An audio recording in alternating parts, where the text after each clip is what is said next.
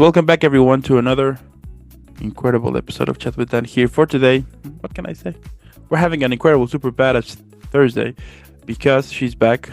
The epic, the amazing, the badass, the legendary, the one and only. And you know what? Even a superhero. Why not? Lexi, how are you today? You're too kind. I'm good. I'm, doing the grind and happy that it's Christmas finally. Totally, Happy year. totally. And what better way to start, to be prepared for Christmas than to be chatting with someone as badass as you? You know what I mean? Yes. I love it. Now, if you're new to the channel, don't forget to leave a like, subscribe, follow, helps a lot. But also, in the description below, you're gonna find a lot of Lexi's social media.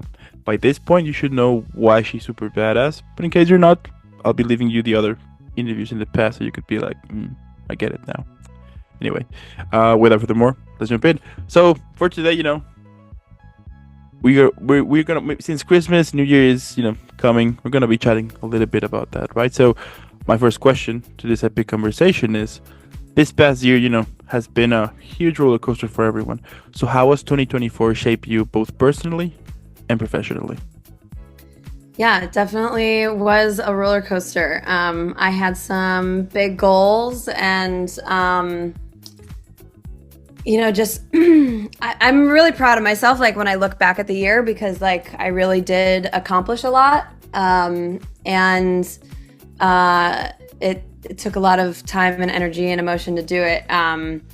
But I mean, personally, this is like a quite personal thing, but I froze my eggs. And that was like a big thing that actually does affect my profession as well, because it gives me a little bit more control over like if and when I want to start a family.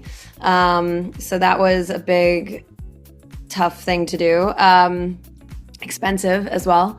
And then I also wrote a feature film, which is very exciting, and really just like plugged away at it and making it like a regular part of my schedule. My writing partner and I like met once a week, sometimes more, but yeah, I mean, it was just really kind of incredible to see something slowly take shape over the year.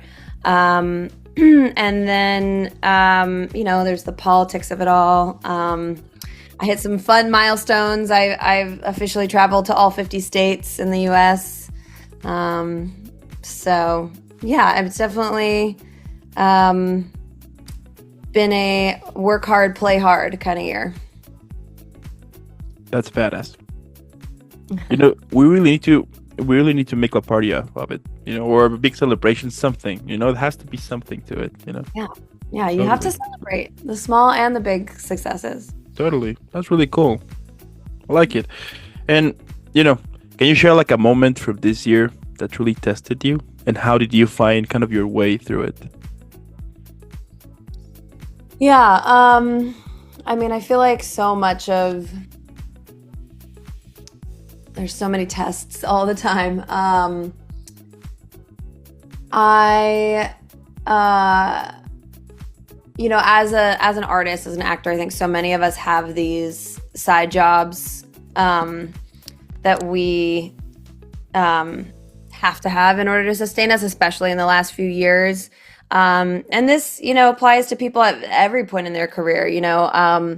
I know people who were series regulars and industry kind of dried up, and then they had to go back to some kind of side gig, and they felt really shameful about it, but no one should have to feel that way, right? Like this is it can be a volatile industry. And we've especially seen that in the last 4 or 5 years. And so we all have to cobble together our income and pay our bills in different ways, right? So I think one of the challenges, and something that all actors and creatives should consider when you take on side jobs, is how much it drains you emotionally and physically. And because a lot of people are just looking for something that's flexible. Like I can take off for an audition, or I can take off for a week to go do a project or something like that, which is important, but also like, how does it affect your mood, your body, your voice, because our bodies are our instruments, and if you're writing your own projects or whatever, your mind is your own instrument. And when you're so drained or so emotionally wrapped up in your job, so I think that's one thing that tested me, is like my job this year. Like there has been a lot of drama at it, and I've really set boundaries with them where like I only work a few days a week. This is what I do. I luckily have like pretty good control over my schedule with them. But I really have to be aware of the drama and not get involved in it. Mm. Like stay as detached from it as possible, because otherwise it can affect your, everything. So I think like I'm getting better and better as I get older and have more experience in this, at like it's the day job. Like, and if I do have to think about it or do any work for it when I'm not there, like I do it and I move on. Like I just don't let my emotions get totally um, bamboozled by it. And then physically it can be exhausting. And that's also why I'm like, I have a limit for how many days I work, because while it's good exercise, it's also, I guess I didn't say like I'm talking about a restaurant that I work out, and I like work with the wine program and everything. But, I'm on my feet, and it's, and up and down stairs, and it's a good workout, keeps me in shape. But at the same time, I need to have my energy for acting, and I need to have my voice for performing. And so, yeah, taking care of myself, especially when I was freezing my eggs, that was really difficult. That month was like, I was like injecting myself with hormones, and, still having a very physical job. It was definitely a challenge. But I just found a way that worked for me, set boundaries, like took a couple days off if I needed to, and pushed through. There you go. Yeah. It's like what it's kind of impossible sometimes to, or at least something that on my end I've been working on, is to not be affected by the drama that goes around where I work. I do have a job that kind of pays stuff, and the other day I was talking about that. I was like, I would love that Chat with Dan can be like my number one source of income, so I can do more other stuff, but unfortunately, well, kind of is part of the process. Need to find another job to sustain myself, but it's kind of challenging sometimes whenever you don't want to get involved into whatever something drama happens, and then when you're involved, well, that happened to me recently, and I was like, why? You know what I Right. mean? Like, it's challenging, but I think it is like super important to have like that mentality. Like, you know what? This is just to pay stuff.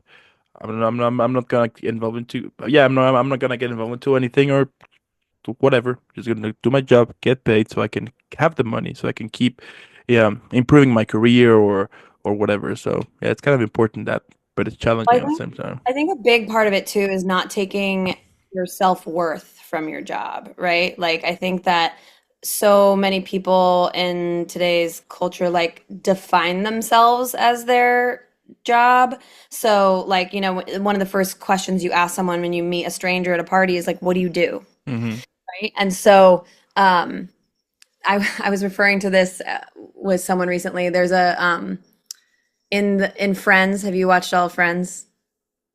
When Ross and Rachel are like finally getting together, and he's like had been dating this girl Julie, and he makes this like stupid pro and con list of like between the two of them. Hmm. And con for Rachel that he writes is like just a waitress, right?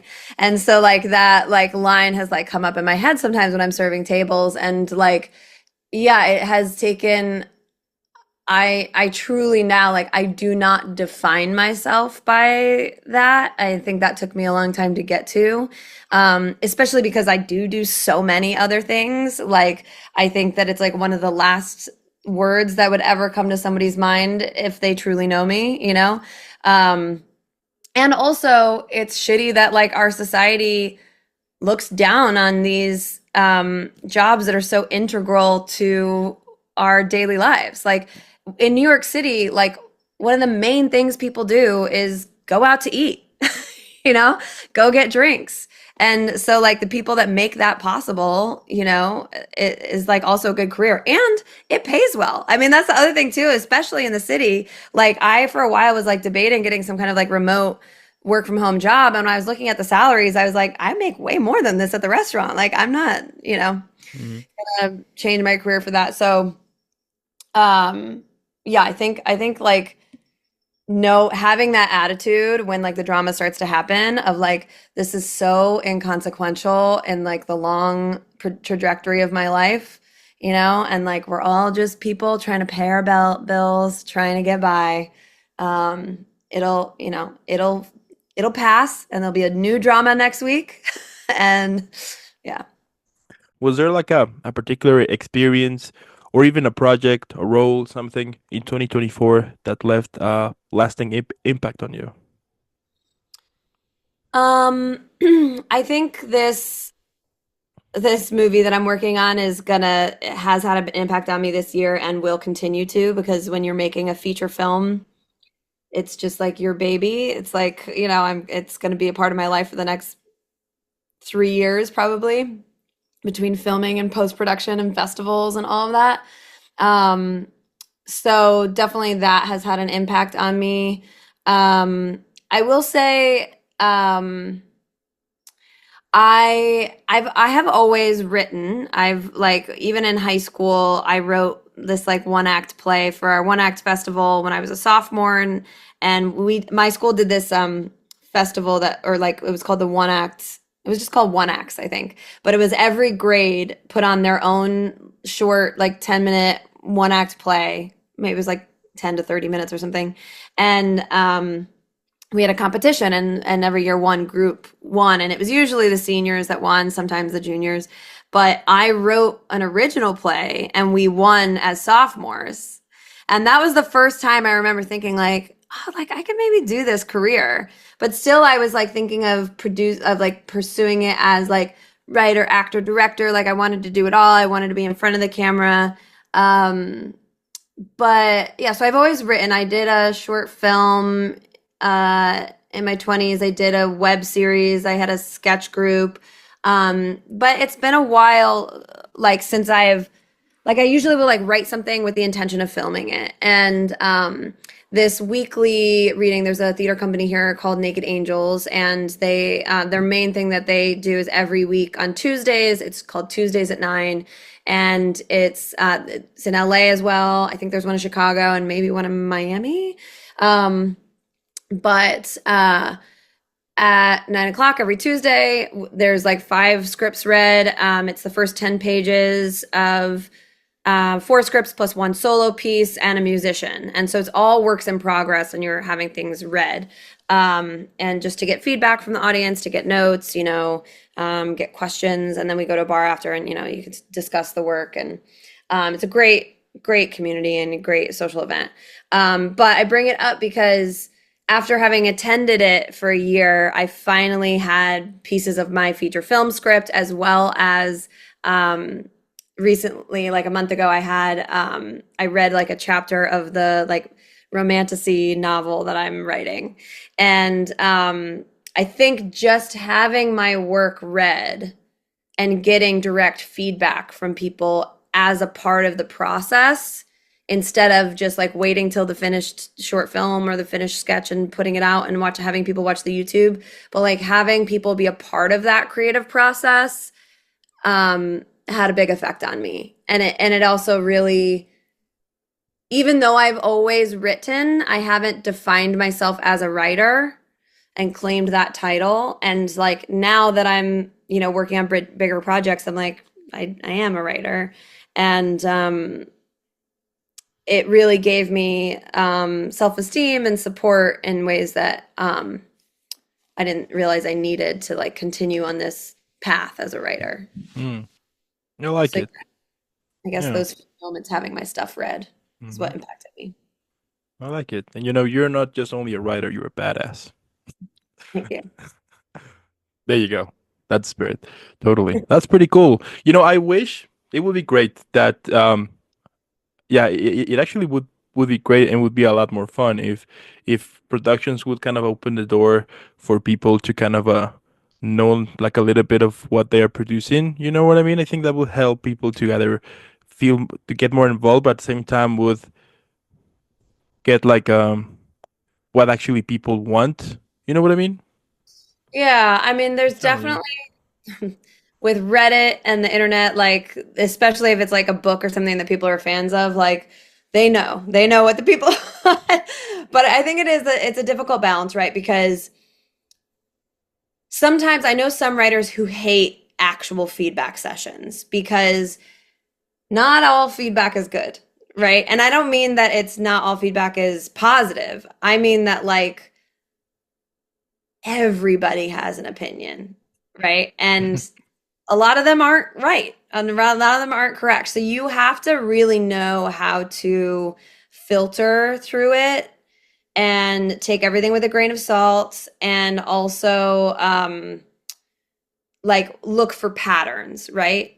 Like one person might say like, "Oh, I hate that character, get rid of that character," right? Or but and some other person might be like, "Ooh, that scene made me feel gross." And you're like, okay, that's probably based on some personal experience, and maybe that's the feeling that you should have, based off that scene. Um, but if you hear like five people say like this character really needs to have a come to Jesus moment, then you can be like, okay, I'm getting the same note over and over again. Let's revisit that. Um, so I think it can be dangerous because ours is one of the only careers like nobody goes in and tells an accountant, well, you're doing that wrong. The numbers are wrong, right? But because everyone is an audience member, everyone is involved in storytelling one way or not. It's like such a basic human part of us. Everyone has an opinion about what we do. Hmm, And that's so true. that can be really like everyone's a critic, right? So that can be tough. But it is I think that there's a balance, right? Like I think letting fans into the pre-production process, they usually don't start doing a lot of that until the press tour. And I think you're right that it would be really cool if they did like more of it along the way instead of waiting for the press tour. Like, give little teases of it and like let the audience vote on stuff and like things that are inconsequential, right? It's like, what color should this person's costume be? I don't know. Like that kind of stuff could be fun. But I think so many of them are closed and protective for a reason because when there's too many cooks in the kitchen, it can get chaotic. Mm, And true. have felt that way about some movies. Like I have a lot of feelings. I don't know why I give so much slack to this film, but like I hate the new Jurassic World stuff like with a passion. I love original Jurassic Park, but I like hate the new stuff. But I remember when the first new one came out, I was like it felt like there were 10 different writers on this script. Like that Mm. did not feel focused. It felt like there were way too many opinions involved and they caved to a lot of those opinions. Um so yeah, anyway, that's a whole other story, my issues with that movie, but No, I get it. I totally get it.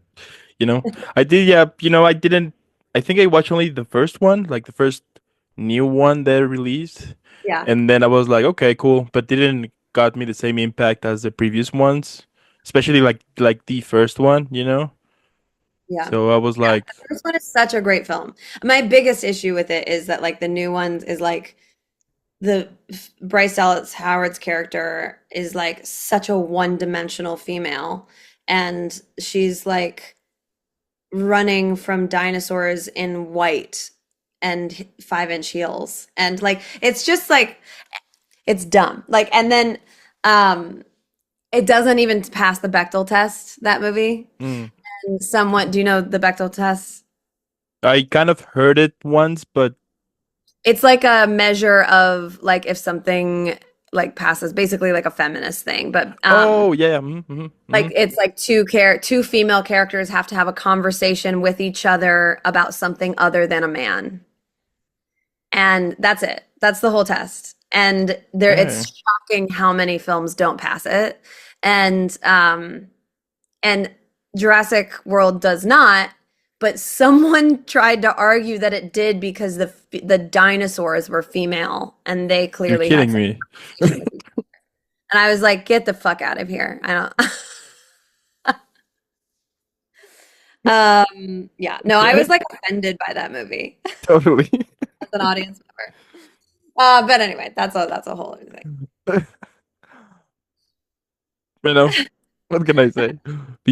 I mean, people surprise me. You never, once you're like, there's no way they can bring like a really dumb argument. They're like, "Pff, you want to bet? Yeah. Psh, Yep. something dumb comes.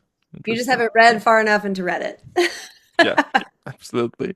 And tell me, the industry has faced so many shifts recently, right? And how have you adapted to these changes? And what stood out most about this year landscape? Um, this year was tough, I think, emotionally for a lot of people because the big challenges felt like they were over, right? Like the strike was over. We're like post pandemic or whatever, even though people are still getting COVID. Um, and so we felt like the industry should bounce back, but it's still been really slow going. And there is still a lot of like, everybody being like, are you getting auditions? Are everybody's like scared that they're not auditioning. Because there's still the industry just still hasn't bounced back the same way. And I think the economy too, right? Like I think there's less budget for shows. You still see a lot of celebrities coming to do Broadway because like they're not doing a ton of TV shows. Obviously the content is still out there, but I even feel it just like with the TV I watch. Like there's only a couple shows that I watch like on a weekly basis anymore. That are releasing a new episode every week. And then we have the occasional, Netflix or HBO drop that everybody streams. But it is slow. And so that like affects everybody's well-being of like, did the industry bounce back without me or has it still not, quite gotten there? So, I've had a few auditions here and there, but nothing big. And so that's frustrating. But I have been really just like focusing on making my own work and getting excited about that. Um, and writing more than anything. And then as far as acting goes, I've done a couple little things here and there, a couple little shows, but for me, the main thing is like getting to go to this, weekly reading that I go to and getting to do cold reads and uh a bunch of my friends have made short films, which has been really inspiring to see people also making their own projects. And it makes me get the itch where I'm like, oh, I want to do a short film because I could like knock it out in a weekend and I just want to like be on camera again.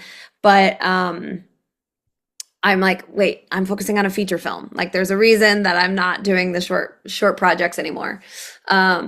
So yeah, I think finding a way to keep yourself creative, um, and remind yourself why you love it.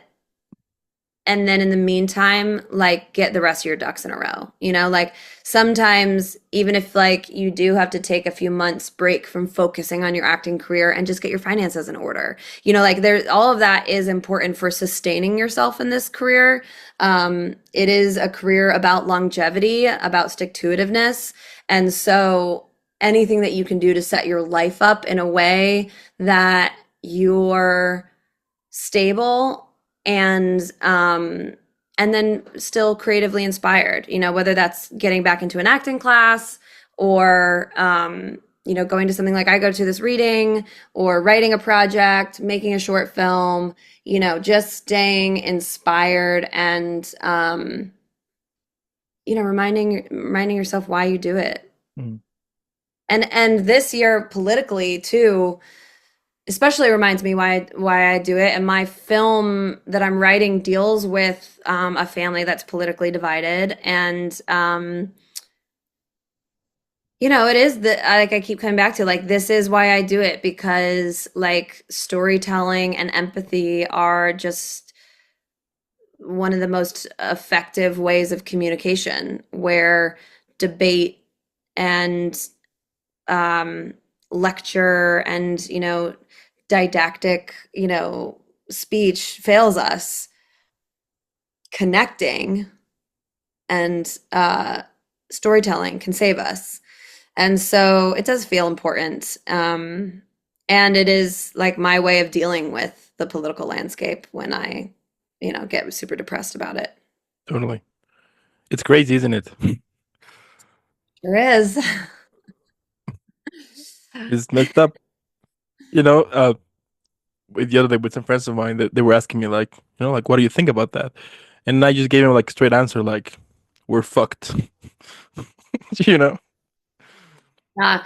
I mean, I think of Yeah. it in terms of like it ain't over till it's over, right? Like I and if you think about all of like the epic fantasy that like take ourselves out of our own political and you know mess and put ourselves in a story, right? Game of Thrones, Lord of the Rings, Star Wars, like even someone I saw this on Instagram this morning, someone used Barbie as a great example of this, which is so funny. Did you see Barbie? Hmm. The scene towards the end where the Kens take over like The the the the house. Yeah, yeah, yeah. Hmm. yeah, the house. Um, and someone was like, "That's not the end of the movie, guys, and it's not the end of our story either." And so I like it. There does always feel like this moment in the story where all is lost and like the characters are going to lose everything and they've failed. And so I'm like, that's where we are in the story right now.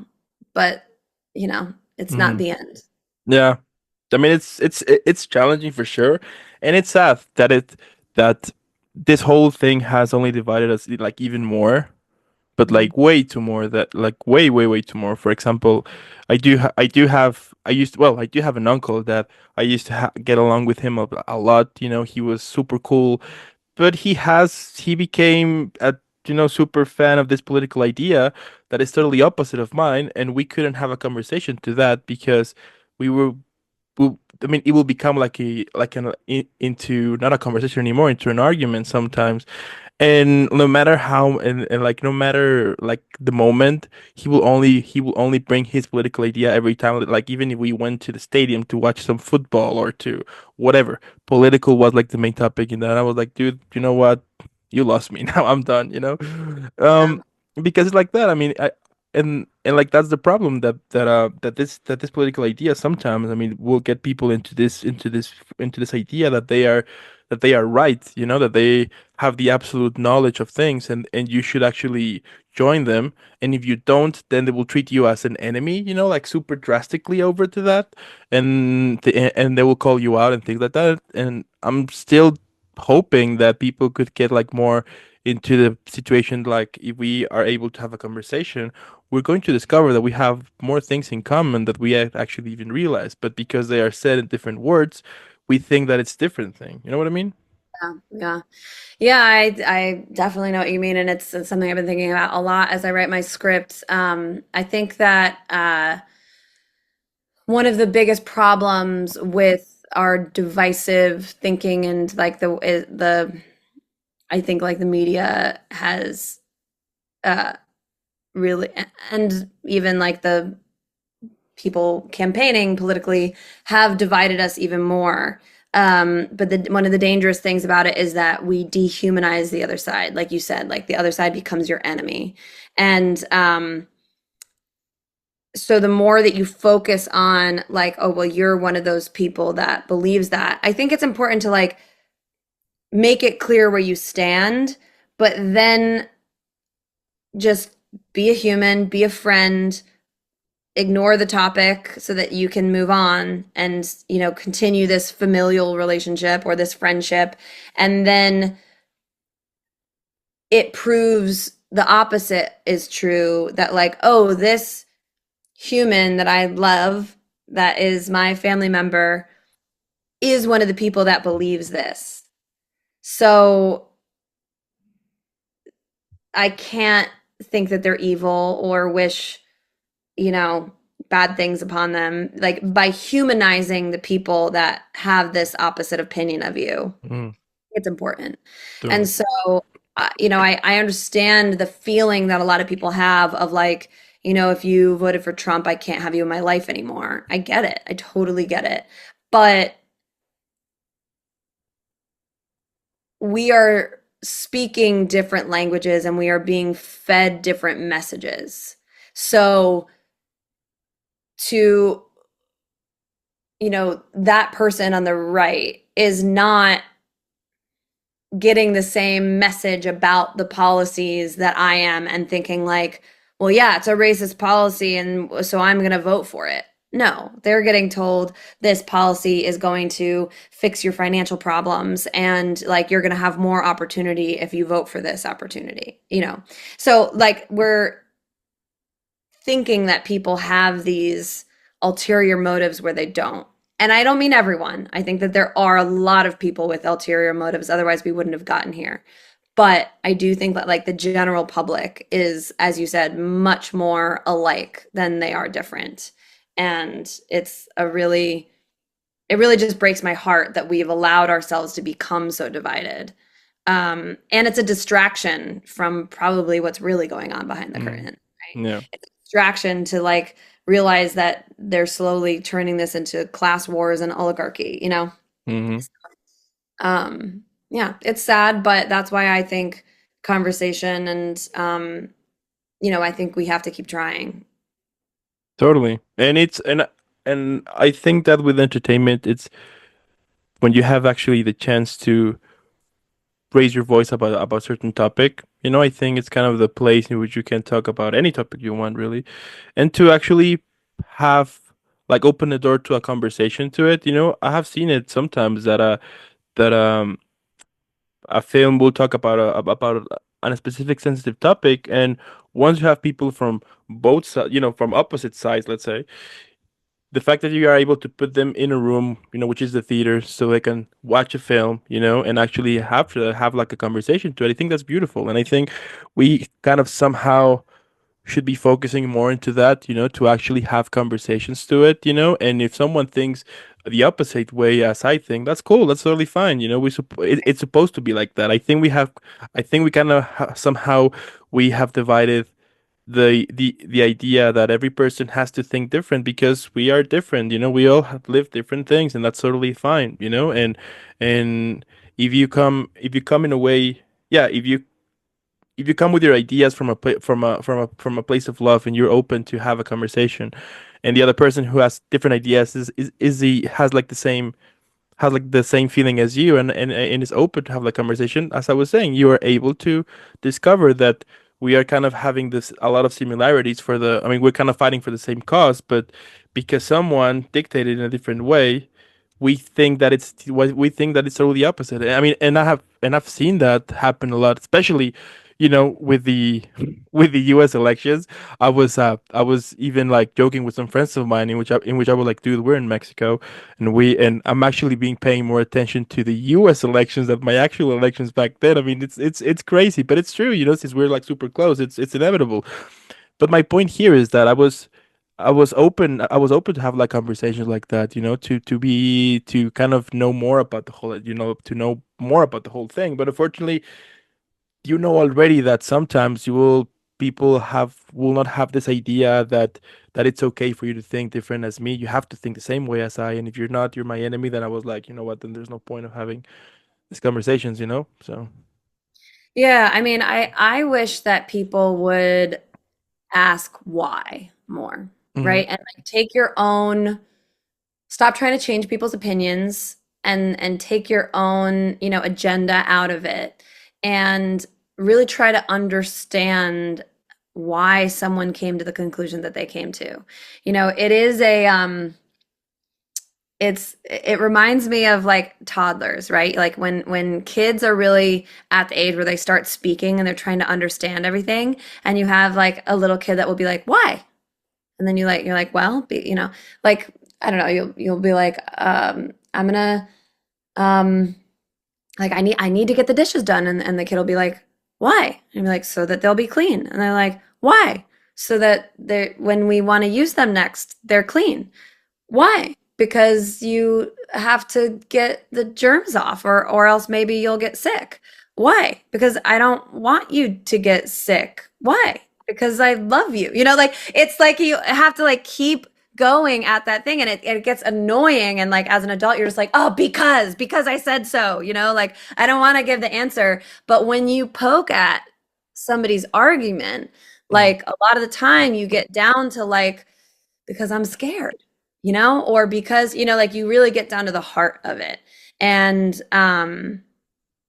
I think that's what we need to be asking more, instead of like, how could you? You Mhm. know, it's like just really curiously, why?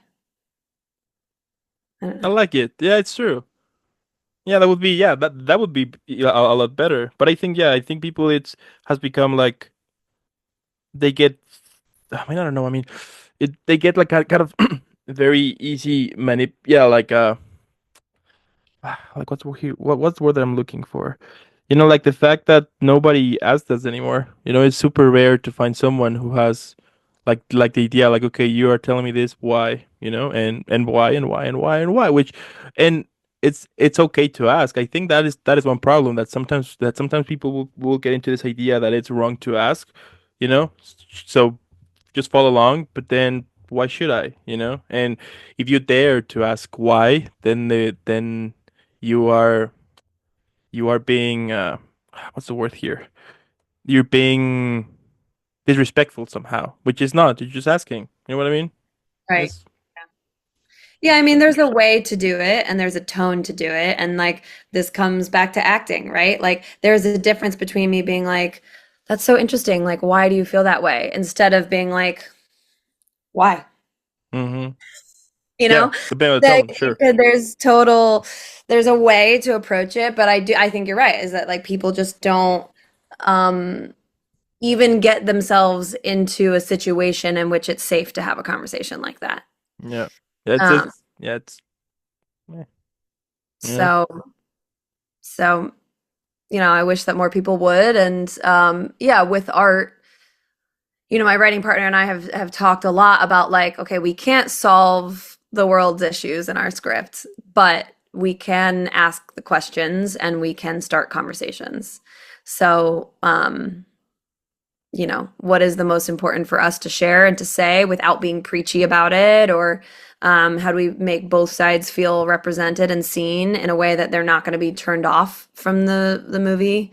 Um, so yeah, it's been a lot to grapple with. And we have had to like the day after the election, we canceled our writing meeting. We were like, I just am too emotional to write about this right now, I often feel blessed and lucky to have chosen this career path because it does force me to put myself in other people's shoes. So like it's something that I've already practiced. I've spent my career practicing understanding where people are coming from, right? Understanding a character. And so that's a skill. And I think not enough people are forced to flex that muscle on a regular basis. Self reflection, um, I feel like it starts there because you can't really understand other people until you understand yourself. So,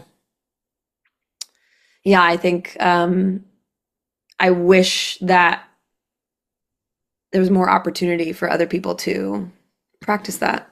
Totally. Have empathy. Yeah. Yeah. Damn. Yeah. Totally. Emotional intelligence is um, rare, I guess. Yeah. Absolutely. And I still I mean, I will say sometimes that we humans just love to complicate ourselves because for the sake of it. Hmm. It's like sometimes we're like everything is working perfectly, no reason to change things, and then we're like, "Pff, screw it, we're gonna complicate things just for the sake of things. And then yeah, it's just crazy. As I said here, I mean, I would love if we could have like more empathy to it, be open to just talk about it. Totally, I like it. Well, thank you to everyone listening who is listening to these tough conversations and open to having the conversation. Absolutely, absolutely. And getting back, I mean, moving forward here, Yeah. and tell me, looking back at your journey, how do you feel you have evolved compared to where you started? Um, a lot. uh, yeah, I think I've been thinking about this a lot lately that when I first started out, and I'm considering like college, like really when I first started out. Like I've been acting and performing since I was, you know, 3 in my dance recitals, right? But growing up it was community theater, the school musical. It wasn't like taking it seriously or really studying it.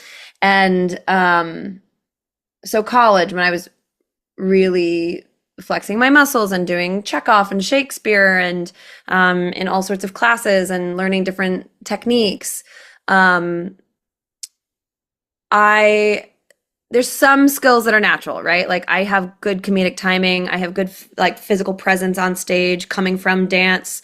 Um, and I have like depth to my voice. I can project. So there's some skills that I've always had. Like some things are natural. And then there's a lot of things that we have to work on really hard, right? I know like I'm jealous of some actors, like their emotions are like just under their skin. They're at their fingertips at all time. Like they can dive into an emotional scene like at the drop of a hat. And it has taken me a longer time to access that.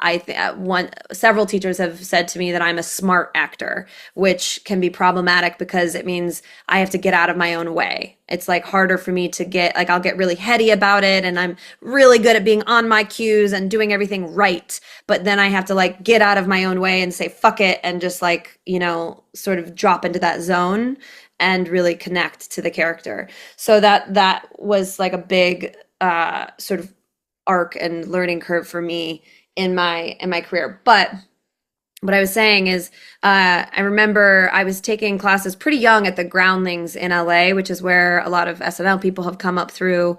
And uh, I was 18 when I first started taking classes there, and there was another kid who was also about my age, but I was also in college, so I was kind of doing both things. And I think he was just focusing on Groundlings, and he was like acing through the system.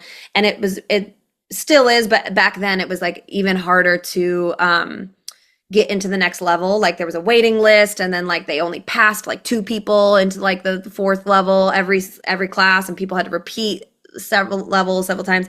And he like was acing it, and he a spot opened up for him in like the fourth level, which was like the top tier performers that like results in what they call the Sunday company show.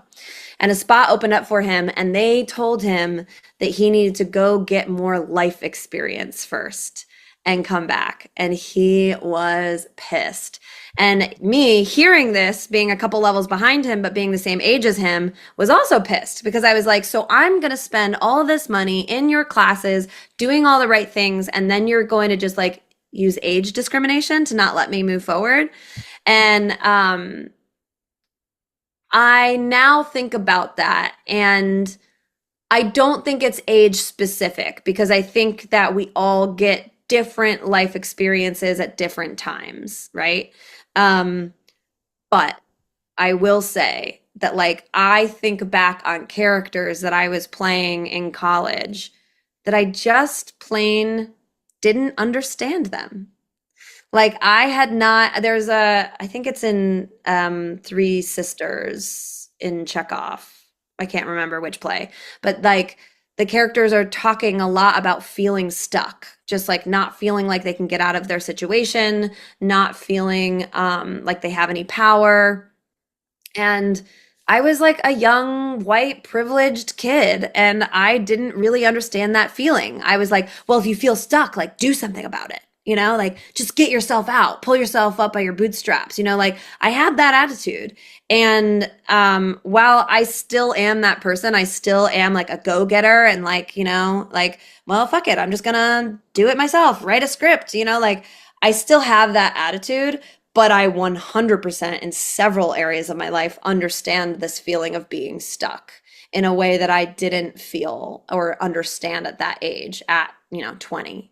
And so I think like life experience has changed me a lot as a performer, understanding heartbreak in different ways, understanding failure in different ways, understanding, money struggles, like, across the gamut. The like acting is the study of human experience, right?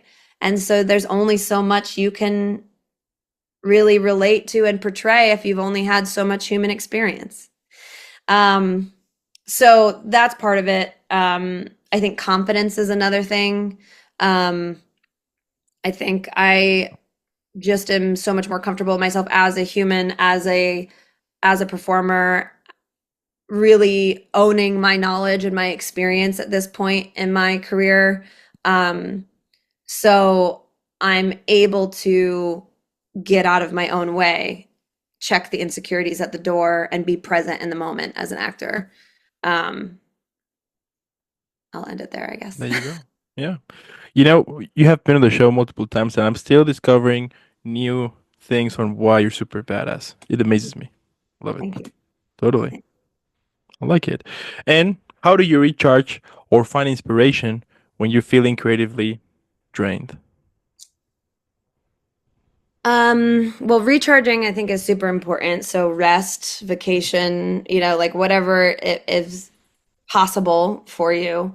Um, Meditating, yoga, all of the things I definitely don't do enough of. But if I'm creatively stuck, I think I will sometimes try something totally different, like something out of left field. Like if I'm writing a script and I can't seem to like get past a certain moment, I'll like do a journal prompt about something completely different, like, and then it'll just start, it frees me up to just start writing again or to start talking about different things.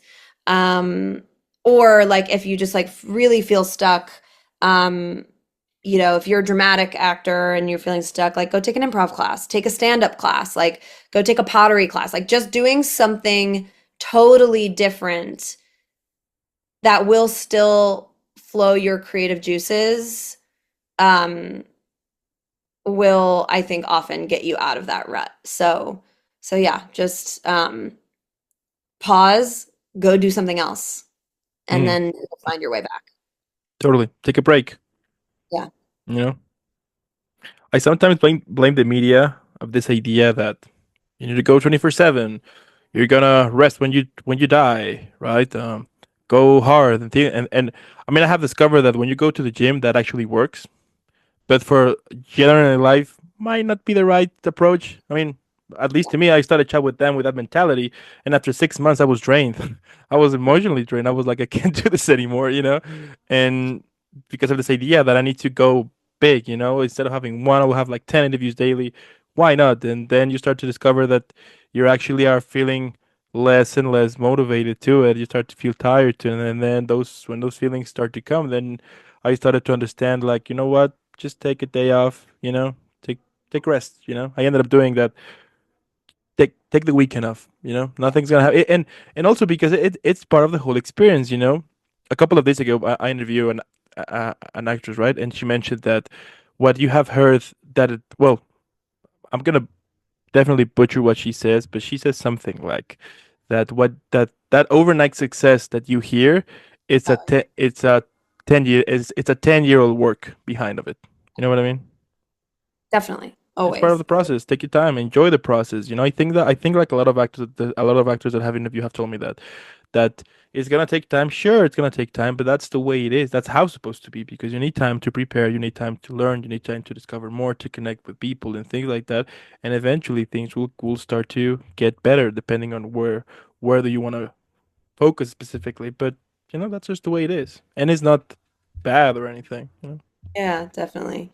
Um, yeah, and if you get overwhelmed, you stop enjoying the process. You stop enjoying the thing that you say you enjoy the most. And it's I think a good like example of like why it's important to take a breath. break is like, have you ever been trying to think of something like it's on the tip of your tongue and you can't think of it?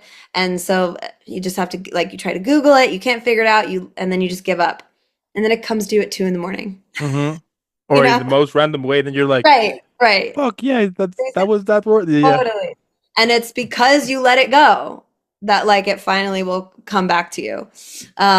And so I think that's true of like the creative process and taking breaks anyway, is like in order to uh get something you have to let it go a lot of the time. Reach. I like Yeah. it. And what did 2024 taught you about resilience? I think for me, I mean, resiliency is something that's just like a part of this career. And I definitely, it's something I'm proud of. I think like I have been incredibly resilient over the last like, however long I've been in this career. Um, this year specifically, I think for me, has just been a really good example of how consistency, um, sort of is resiliency in a way, like with writing with my writing partner, like just writing every week, right? And whether we write 1 page or 5 pages that week, like it's still like just the act of doing it.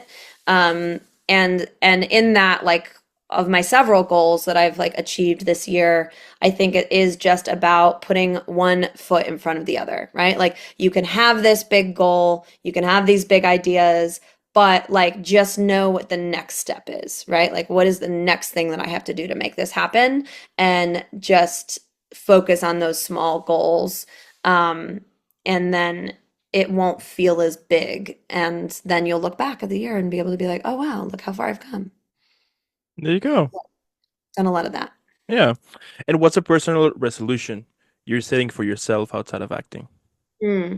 I have two. One is I need to start taking better care of my body again. I've like been always been into fitness and dance and stuff, and I've gone in and out of it. I've just been really busy lately, and like I said, my side job is physically demanding, and I have sort of lost track of stretching and taking care of myself. And so I want to get back to that. And not for any like fitness goals or anything, just truly to like feel better. Mm. So I want to do that more. And then one of my hobbies, especially in LA, the last few years that I was living in LA, was woodworking, and I really miss it. And so I've done a little bit here and there, and I've built some stuff for my apartment since I moved to New York. But my goal in 2025 is to like find. I'm probably gonna have to test out a bunch, but like find my like wood shop that's gonna be the one where I do my woodworking. Yeah. I knew it was you. Yeah. Some time ago I was just in Home Depot, right? Because I'm actually planning to build like a new table to my, to my like a yeah, basically change decks, but I was like, you know what? I want to do it myself. So I went to Home Depot, and as I was watching some wood, I was like, there's somebody I know who knows that stuff. And I Yeah. would just keep like scrolling on my Instagram, like there's someone I know, and I would just keep scrolling and scrolling and scrolling. And then I was like, okay, I guess I will have to keep looking. But turns out it's you. I know I There haven't you go. posted about it in a while. I actually haven't been posting on Instagram all that much, which I have been like, I'm gonna do some kind of like year in review and catch up on my Instagram posting. But yeah, I mean, I am a creator. I'm surrounded by shit that I made. I mean, like I made those little shelves. I painted this big painting. I like built this desk, like it's just like this covers my printer, and I'm literally sitting in it right now. So Yeah, I love it. uh, So it was you. So mhm. I'm gonna be letting you later know about some wood that I was finding out. Like, Okay. is this worth it or not? But Yeah. like, but there you go. I let go of that thought. Days And it came later, back to came back. There you go. full circle. You never know. And if your 2024 were a movie, right? What would it be called, and what genre would it fall under? Um, I feel like my genre is always sort of just like indie slice of life, film festival type films. But yeah, something along the lines of just do it, keep going, something like that. There's a film written, directed, produced, acted in by now I'm totally forgetting her name, but it's called Scrambled, which is about a woman freezing her eggs. And I like, of course, watched it because it's like what I was doing earlier in the year. But obviously, I related to that a lot. But because that applies to several of like the things I've been working on this year, and just like that consistency, like I said, of just like, yeah, I've had these big goals, but yeah, either that or it could be something fun because I did hit my milestone of all 50 states. It could be something like all 50, and then it would be like a road trip movie. That would be cool. Yeah, I'll take it. I'll take it. And if you could sum up your whole 2024 in a single line, what would it be? Okay, you sent me this question and I was like, I need to like brainstorm on it a little bit. Um, this is what I came up with. It's boring, whatever, but I was just like, okay, moving forward despite all odds. It's my I like tagline. it. I like it. It's true. You need to move forward despite of a lot. It's true. That's life. Yeah, That's deep. I like it. thanks. There you go. As I said, you always amaze. I love it. I love it. And what are some of the things, or what are you most excited about diving into 2025? Definitely my film. We're fundraising. We're beginning fundraising right now, and I'm doing these monthly fundraising events in New York. Oh, Jesus, I just totally hit my painting and it fell. Um, 1 second. Mm-hmm. Behind the curtain. There you go. Um, if you're in New York, come out to the YOYOS variety show. We're fundraising for the movie. But we're attacking it from several angles. I think really to do this movie comfortably, I'd like a $300,000 budget, which is a lot of money. But I'm doing some personal fundraising to try and get, the money to hire our line producer, casting director, and attach a director. And then once we have those things in place, we'll be able to, we're applying for a bunch of grants. We're filming in Virginia, and there's a lot of local grants we can apply for. We also are looking for like investors. Attacking it from every angle. And so I'm going to be learning a lot about that process. So I'm excited to like really learn the process. And, it feels a little delusional that I'm going to be able to pull this off, but I believe in myself, and we're gonna make it happen. And then also then we'll get to film the movie, which is really cool. And I've been talking to some people in my company. One of the jobs I do, I work for a company called Playfair, doing these team building workshops around the country, performing. This next summer will be the 50th anniversary of that company. This year was my 10 years in the company. And so yeah, some cool milestones with that company. I've been talking to some of my coworkers about maybe making a documentary about it as well, because it's just a really unique company, and it's a really it seems silly a lot of the time what we do, but really like at what the core of what we do is teaching people how to build community and connect with each other. And I think, like, as we were talking about with the political landscape the way that it is, I think community is more important than ever. So so I don't know if I'm going to be able to make a theatrical feature film and a documentary in 1 year, but we'll see. I'm sure you will. I'm sure you will. It's gonna take time, sure. Maybe a little bit hectic, but I'm sure you will. Come on. Yeah. Totally. And tell me, Christmas, New Year is coming. So what do you usually do on Christmas? What Lexi does on Christmas and New Year? Like, what is your routine, let's say? Yeah. Christmas is always with my family. I'm like with any job or whatever, I have a hard boundary on that. I don't work on Christmas. So I will be with my family. In the past, we've done big family Christmases with my mom's whole side of the family. The family's gotten quite big, and that hasn't been as possible in the last few years, and the pandemic kind of changed some things. But I will be with my parents, my sister, my nephews, my brother-in-law. So like that, we'll be together, and that will be lovely. I'm really excited to see my nephews. I only got to see them like one other time this year in August. So I'm really excited to be with them. We definitely, we have our Christmas breakfast traditions and Christmas presents and all of that. So I'm very excited for that cute stuff. And then New Year's, I'm still figuring out my plans for that. New Year's is always kind of a toss up. I like babysat last New Year's, which was, it was just fun to be with the kids. But this year, I've been dating someone, and so I'll get my New Year's kiss this year. So that's exciting. All right. Sounds Make our good. plans. Yeah. There you go. Now I do have one question though. Because since we are in Christmas season, there's one film that I have discovered that causes a lot of debate going on. That if it is Okay. either if it is a Christmas film or not. Oh, okay. Do you think Die Hard is a Christmas film or not? Here's the thing. I've seen Die Hard. It's fine. Um, on the argument that Harry Potter films are Christmas films because Christmas happens in every Harry Potter film, and Okay. WB used to do the like marathons of Harry Potter movies at Christmas time, so it feels Christmassy to those of us who are Harry Potter fans. Because Christmas happens in Die Hard and it's become a thing that people watch it around Christmas, I have to give it to them. It is. There you go.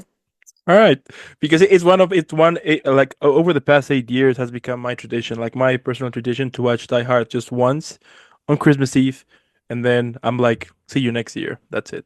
There you go. Yeah. For the whole Yeah. thing. I like it. Whatever makes you happy on Christmas, to each their own. There you go. And you know what? My last question, so we can all enjoy and relax. And I think you know which question is. So we'll see. What do you think that could be the best title for this episode? All right. We talked about so many things.